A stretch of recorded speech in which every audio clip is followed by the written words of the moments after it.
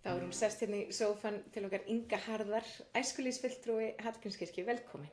Takk fyrir kærlega. Gaman að fá þig í sófan. Já, takk. Ég er mjög ánægð með hennar sófa, litin á henni sérst. Já, þú er alveg, þið er mjög reyndar grætt svo jólalegu litur, það er alveg, en það er svona spurning. Já, jólaskapið er komið í mann, sko. Já. Segðu okkur aðeins frá þessu frábæra starfi sem þið eruð að vinna í Hallgrímskirkju. Já, ég samt vinn við mjög fjölbreytt starf, ótrúlega gaman í vinnunni hjá mér, af því ég fæ vera með börnum sko frá 0 ára og upp úr. Þannig að við erum bæði með, náttúrulega, já, þá krílasálma og foreldramótna svona fyrir þessi yngstu. Krílasálma, Já. það er rosa grútleg nafn. Það er líka, sko, það eru forréttindi að fá að vera í því. Því þá maður að syngja, hefur heyrt um það? Nei. Þetta er hérna ótrúlega skemmtilegt fyrirbæri þar sem að foreldrar eða afrömmur eða koma með ung börn, sko, niður í 2 mánaða eða þannig, í tónlistastundir sem eru bara fyrir þau og maður er að syngja með þeim og dansa og vagga og gera alls konar hljóðfæri og hérna og ég bara svona verður svona algjör töfrastund af því þá er enginn heldur truflaður á meðan það er enginn í símanu, það er bara verið að vinna með tengslin við barnið í gegnum tónlist. Ég fór einhvern tíma með minn eldri á eitthvað svona námskeið, og það er frábært að vita að þetta sé í gangi. Þetta er í mörgum kirkjum, sko, og svolítið misjætt sumir setjum upp eins og námskeið, sumir hafa þetta alltaf í gangi og hérna það er bara ótrúlega dýrmætt, þannig að sumir geta hægt að kíkja í nokkur skipti eða vera í þessu bara í heilt ár. Ég skil þig. Og svo sagðir þið foreldramótna líka. Já, svo erum við foreldramótna, ég var að koma hlaupandi af jólaballi þar, þannig að það er, hjá okkur er svolítið alþjóðlegt. Það er hérna svona blanda af Íslendingum og erlendum foreldrum sem sækja það og ótrúlega líka gaman að fá að kynnast fólki alls staðar að og þau mynda tengsl sín á milli og þá er maður svo glaður, sko, þegar maður heyrir að fólki fara að hittast. Er þetta þá aðalega foreldrar, þú veist, með lítil börn, mjög lítil? Nei, þau eru frá nýfædd en alveg upp í 4 ára. Af því að náttúrulega margir útlendingar sem koma hingað eru ekki komin inn í kerfið, eru ekki komin með leikskóla, eru í einhverju millibilsástandi og vantar félagsskap og stuðning og tengsl. Svo líka bara, maður það þegar maður var sjálfur í fæðingarorlofi, bara komast út úr húsi og hitta eitthvað fólk. Það bara er bráðnauðsynlegt. Já, það er nefnilega ótrúlega mikilvægt. Og hérna, já, þannig við erum með það og svo erum við líka með, svo er náttúrulega ótrúlega gaman unglingunum. Það er bæði æskulýðsfélag og fermingarstarfi og mikið fjör í kringu það. Hérna, það er ekki engin svona, en ekki mikil ró í kringum unglingana í kirkjunni, sko. Það er aðalega verið að hlaupa og hamast. Þannig að það má hlaupa út um allt. Já, því samhengi, það má. Við leymum okkur ýmislegt þegar búið að loka stóru hurðinni, sko. Þá er alls konar sem fyrir í gangana. Þannig að það er mjög skemmtilegt líka.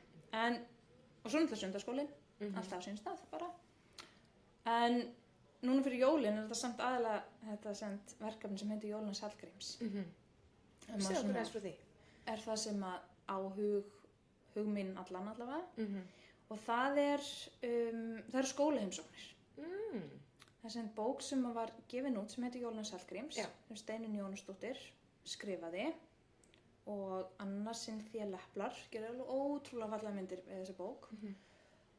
Og það er verið að segja frá jólunum og undirbúningi jólana út frá sjónarhóli, sko, Hallgríms Péturssonar þegar hann var 7 ára. Ég var svona gæsa. Já, og þetta er alveg yndislegt að fara með mann bara aftur í tíman og allt í einu er maður bara staddur þarna árið 1621 og fær að skoða þetta frá samt augum barna. Þannig að þá er þetta maður lærir samt svo mikið lífið í gamla daga, sko. Og það var bara, þetta er svona dásamlega bók, en okkur ég mæli samt með henni. En okkur langaði svo að því að, sko, náttúrulega jólaheimsóknirnar hafa lagst af, allavega í okkar kirkju, það er ekki í Reykjavík svona mikið og okkur datt bara í hug að prófa þetta, hvort að þetta geti verið eitthvað sem verið svona bara annar möguleiki, að bjóða krökkum eða skólum að koma í heimsókn og heyra bara jólin í gamla daga og út frá þessum litla Hallgrími og það hefur gengið svona vel. Þannig við erum að gera þetta núna 3. árið í röð og það eru alveg yfir 1000 börn sem voru skráð núna, fyrir utan alla kennarana sem kom með. 30 og eitthvað hópar, sumir sko 10 í hóp en líka 100 manna hópar og þannig að það er bara að streyma krakkarnir inn í Hallgrímskirkju í þetta prógram í desember. Þannig að þetta hefur verið svona mikið umræðinni, þetta efni, ég er úr Garðabæ þar sem að þetta er ennþá, það eru ennþá heimsóknir og fólk hefur náttúrulega mismunandi skoðanir á þessu en bara það að brjóta svona upp desember og fara í heimsókn á annar stað að það er svolítið skemmtilegt og gaman og maður finnur alveg þörfinni hjá sér sjálfum þegar það kemur myrkrið og eitthvað að gera eitthvað aðeins öðruvísi það er frábært að það sé komið svona góð leið til þess. Já, og því mér er líka svo gaman þar er þetta óbúslega mörg börn sem hafa aldrei komið inn í Hallgrímskirkju og þetta er náttúrulega bara óbúslega stór og falleg bygging sem og kennileiti hérna í Reykjavík. Þannig að það er ofsalega gaman líka bara að fara að labba með þeim inn og þegar við horfum upp í hvelfingarnar og eru frá sér numin, það er yndislegt. Og svo hafa organistarnir okkar líka verið svo skemmtilegar. Ef þeir eru að æfa sig þá megum við trufla það og fá að heyra í stóru pípunum og litlu pípunum og sem er yndislegt. Sko. En svo er líka bara svo gaman að minna þess á að það er samt þessi jólasaga á bakvið sem er ennþá svo sama. Og við leikum okkur þetta mikið með það að segja frá því að reyna að finna hvað er líkt og hvað er ólíkt með jólunum fyrir 400 árum og jólunum núna. Og krökkunum finnst þetta svo furðulegt að það hafi ekki verið jólapakkar og ekki jólatré og allt þetta og þetta engi jólasveinar. Og hvað stendur þá eftir sem er líkt og þá er það samt þessi jólasaga. Já. Þessu litla barni sem að fæðist við óvenjulegar aðstæður og það er ennþá sama saga sem var sögð. En nú ertu að vinna mikið í kringum jólin, en hvernig eru þín jól? Það er dásamlega og ég er náttúrulega algjört jólabarn þannig að þetta henta mér mjög vel að fá að byrja sko að segja jólasöguna oft á dag í sko nóvember. Jólin hjá mér eru kirkjujól, heimajól. Ég er sjálf alin upp við að fara sko 2 aðfangadagskvöld í messu og við gerum það mjög oft ennþá og einhverjir í fjölskyldunni eru að syngja á miðnættumessunni og einhverjir aðrir eru í klukkan 6 í aftansöng og svo bara viljum við njóta þess að hafa heimilið okkar friðsælt og skemmtilegt. En er það einhver tími til, er þið með jólamat? Er tími til þess? Eða farið í mat eitthvað annað? Nei. En það er oft borðað seint. Þannig að það er ekki borðað klukkan 6 heima hjá mér. Það er bara borðað klukkan 8:30 bara þegar það þarf, hægt. Og svo er oft ekki byrjað að opna pakkan fyrir nóttina, sko, eftir seinni-messuna. Greinilega algjör ofurkona að geta gert þetta allt. Eða þið hjónin. Já, það er náttúrulega bara því allir hjálpast að. Já, að þið hjálpast allir að og krakkarnir líka og þau eru líka ótrúlega skilningsrík og þetta er líka þeirra hefðir að fara með í kirkju og maður þarf líka og svo verður þetta alltaf einhvern veginn.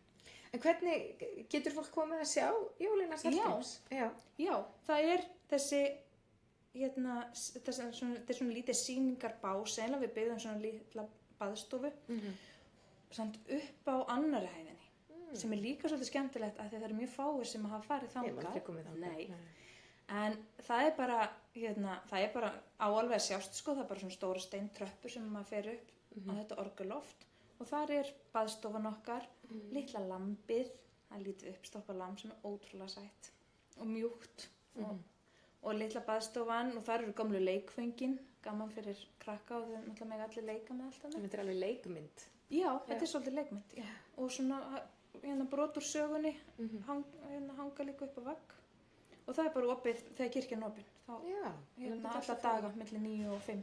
Frábært. Og sýningin stendur, við höfum haft hana bara fram á 13. Já.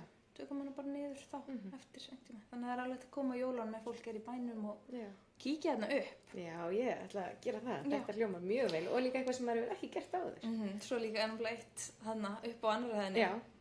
Það er líka sko legokirkja. Nú. Sem er líka ótrúlega skemmtileg fyrir krakka og fullorðna. Hallgrímskirkja Rísastór. Legokirkja. Það hljóma vel, þetta er tvent alveg þess að við erum að fara að kíkja. Já.